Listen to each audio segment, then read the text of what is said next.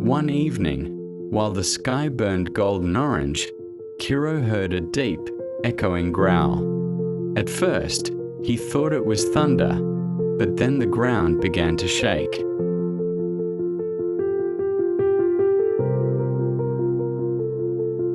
From the trees emerged a great beast.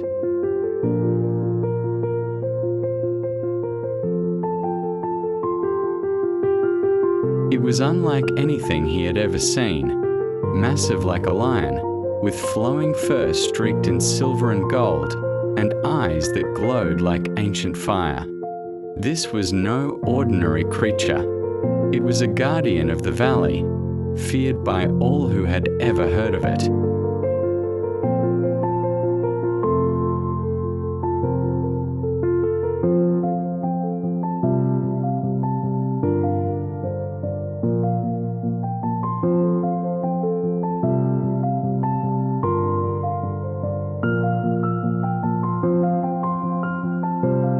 Kiro should have run, but he didn't.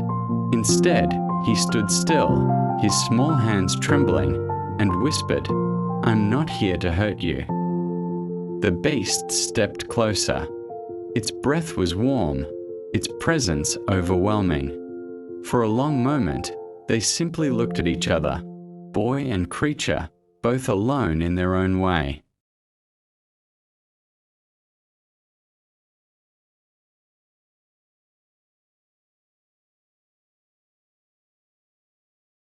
Then something unexpected happened. The beast lowered its head. From that moment, a bond was formed. Days passed, and the two became inseparable. The beast carried Kiro across rivers, protected him from storms, and watched over him as he slept. In return, Kiro spoke to it, laughed with it, and gave it something it had never known before: companionship. But peace does not last forever.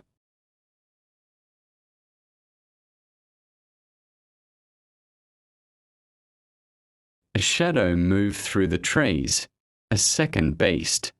Larger, darker, its eyes burned with anger, and its roar shook the mountains. It had come for the guardian, or perhaps for the boy. The chase began. Kiro clung tightly as his guardian raced through rivers and over rocks, the enemy close behind, tearing through everything in its path.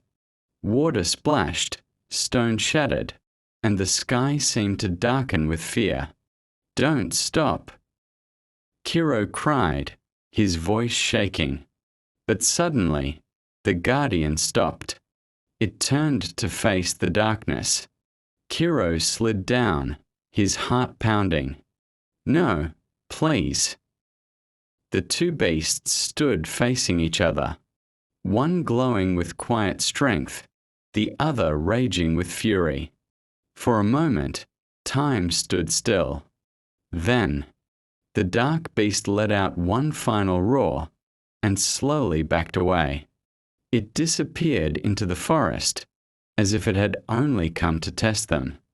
Silence returned. Kiro walked slowly to his guardian, tears in his eyes. He knelt, placing his hands together in thanks. "Thank you for saving me." The great beast lowered itself beside him, its fierce eyes now soft.